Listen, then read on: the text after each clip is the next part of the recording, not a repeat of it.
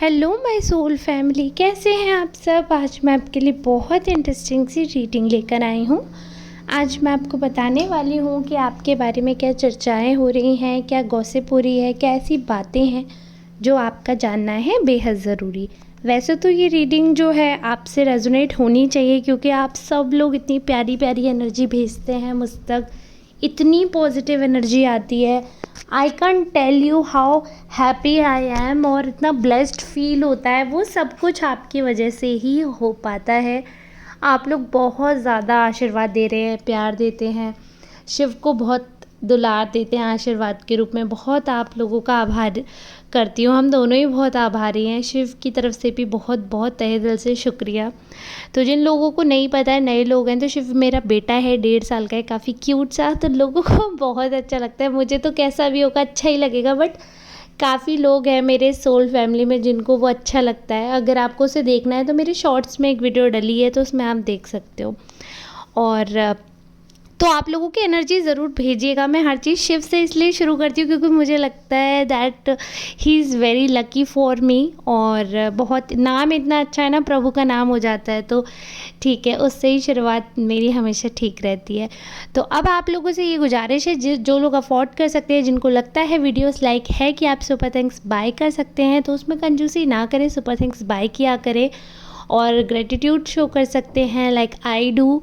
और आप डिवाइन को, जो भी जिस एनर्जी में बिलीव करते हैं, make sure to give your gratitude. थोड़ा शो करना आप शुरू करें ग्रेटिट्यूड, ईश्वर को शुक्रिया करें। दिन जब ख़त्म होता है, सोने जाते हो, शाम होती है, आपको लगता है कि हाँ now my day has ended, now I have to sleep. At that time you have to thank the God for whatever they have given you for a whole day. You should say thank you, क्योंकि जो आपके पास है वो लोगों के पास वो भी नहीं है। सर्वाइवल भी बहुत मुश्किल हो रहा है, and the art of survival is commendable. मतलब कैसे आप सर्वाइव करते हो वही आर्ट है और वही कमेंडेबल होती है, अगर आप अच्छे वे में कर रहे हो तो। चलिए ठीक है, इसी एंथुजियाज्म के साथ हम रीडिंग स्टार्ट करते हैं। एनर्जी बहुत पॉजिटिव आ रही है, कार्ड सिलेक्ट हो गए हैं बात करते करते। जनरल रीडिंग है तो मेल फीमेल ट्रांस आप सबकी एनर्जी आई है, बहुत ज़ोरदार एनर्जी है। एक चीज़ तो बहुत क्लियर है कि लोगों को ये चीज़ का एहसास हो रहा है after a lot of incidents and after a long time।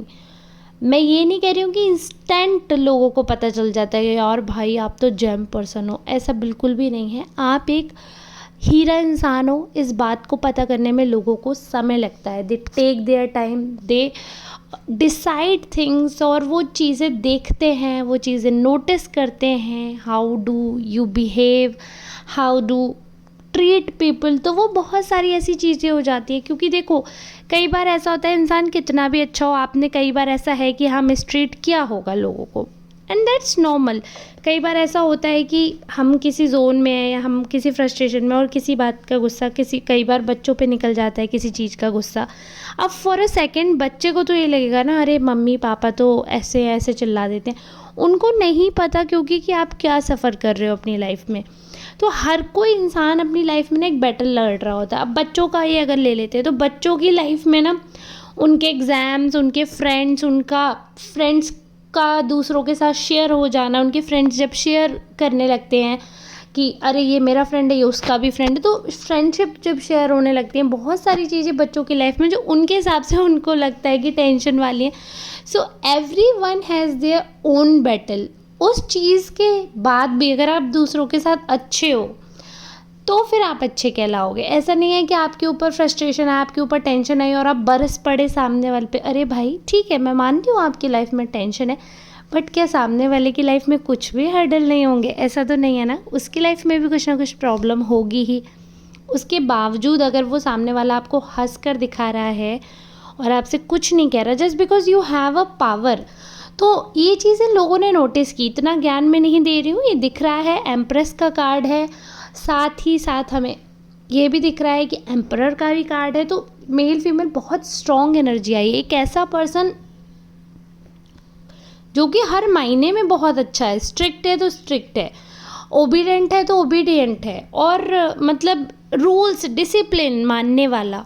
तो उसको जो इंसान जो है अगर वो डिसिप्लिन फॉलो करता है उसको वो लोग पसंद आते हैं। तो वैसा है कि आप फॉलो करते हो, आप भी दूसरों की रिस्पेक्ट करते हो। अगर आपको कोई कहता है कि हाँ कुछ भी, तो आप टाइम की रिस्पेक्ट भी करते हो, डिसिप्लिन मेंटेन करते हो हर चीज़, तो सामने वाला भी थोड़ा एक्सपेक्ट कर ही लेता है अगर इतना कर रहे हैं। मैं आपके लिए बोल रही हूँ कि आप, क्योंकि आप बहुत ज़्यादा टाइमली सारी चीज़ें करते हो, काफ़ी डिसिप्लिन्ड हो, बहुत ज़्यादा आप बदमाश या बिगड़े हुए पर्सन नहीं हो, बहुत ज़्यादा आप में कमियां नहीं है, बहुत ज़्यादा खामियां नहीं है, overall you are a nice person.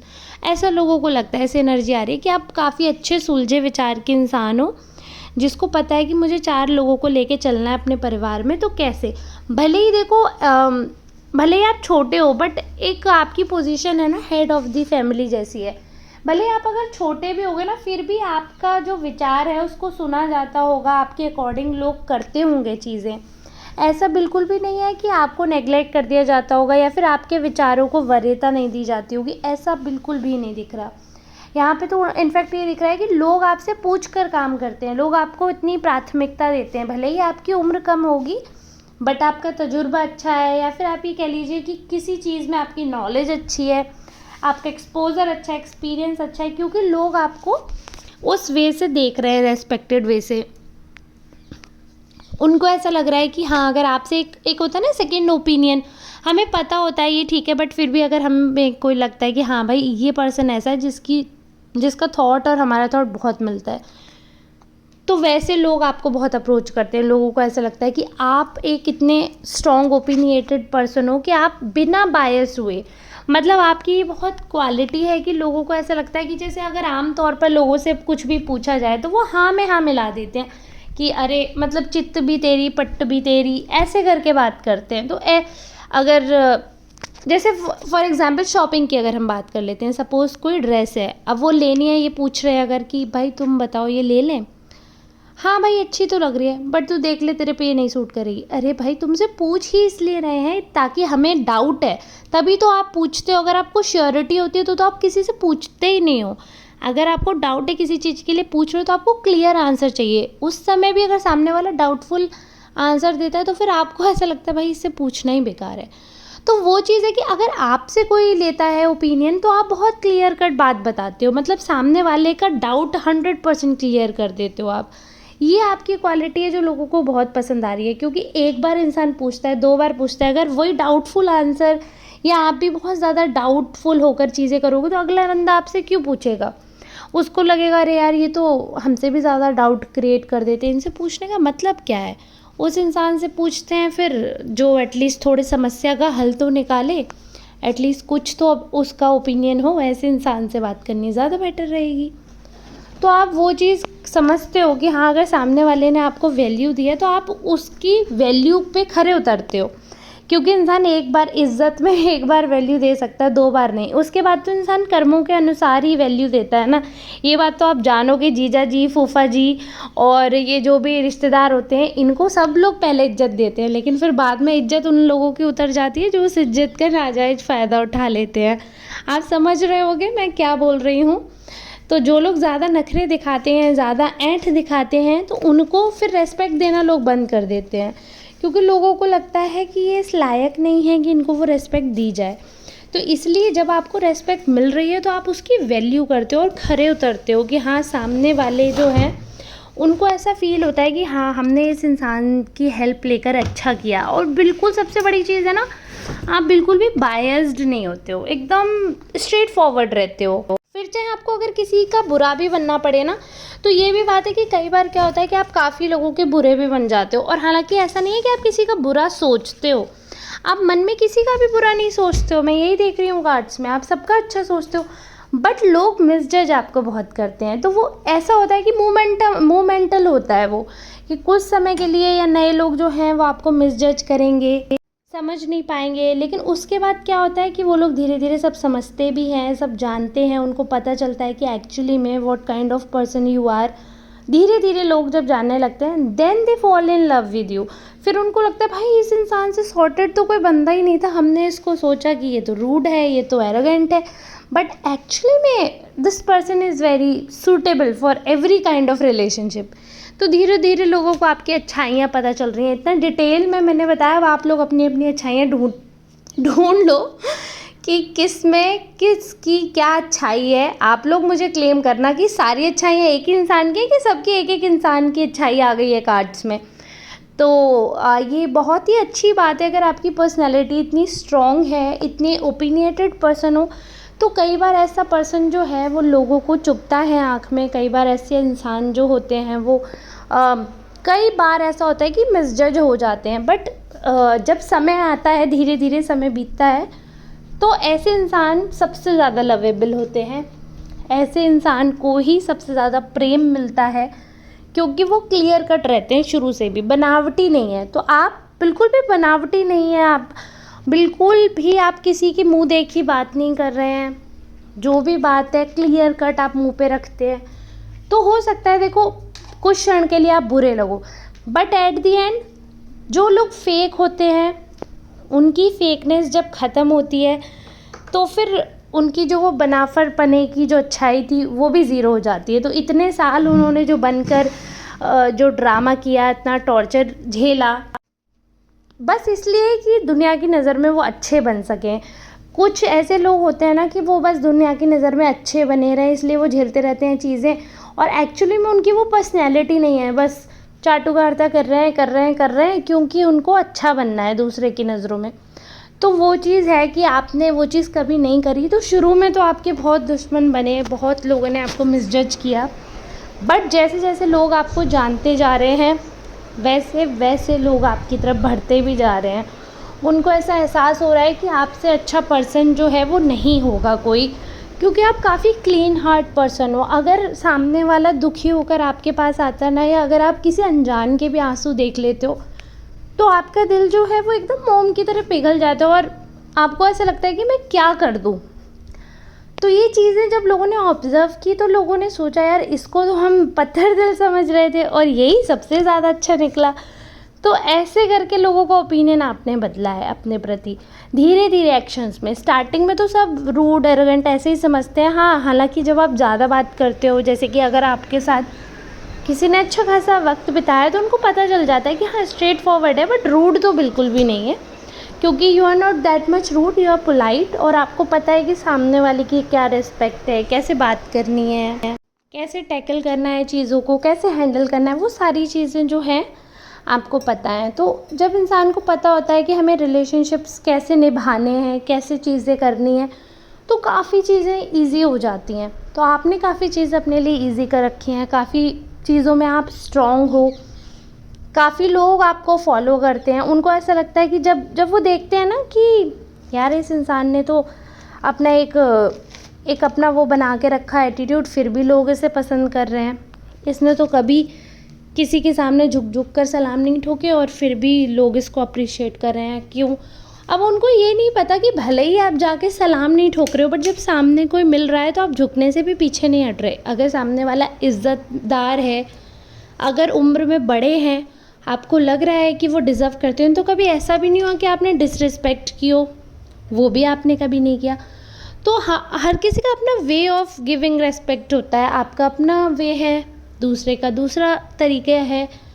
तो आप दूसरों की रिस्पेक्ट करते हो, इसीलिए लोग आपकी रिस्पेक्ट करते हैं, क्योंकि इट्स पार्ट एंड पार्सल। तो वो है, जब आप जो चीज़ दोगे दुनिया को, वही चीज़ आपके पास भी रिटर्न आएगी। अब ये है कि धीरे धीरे बदलाव आ रहा है लोगों में, उनके ओपिनियंस चेंज हो रहे हैं, धीरे धीरे लोग समझ रहे हैं, धीरे धीरे उनका जो माइंड है वो काफ़ी चीज़ों में क्लियर हो रहा है, काफ़ी ओपनली वो बात कर पा रहे हैं चीज़ों पे आपके बारे में।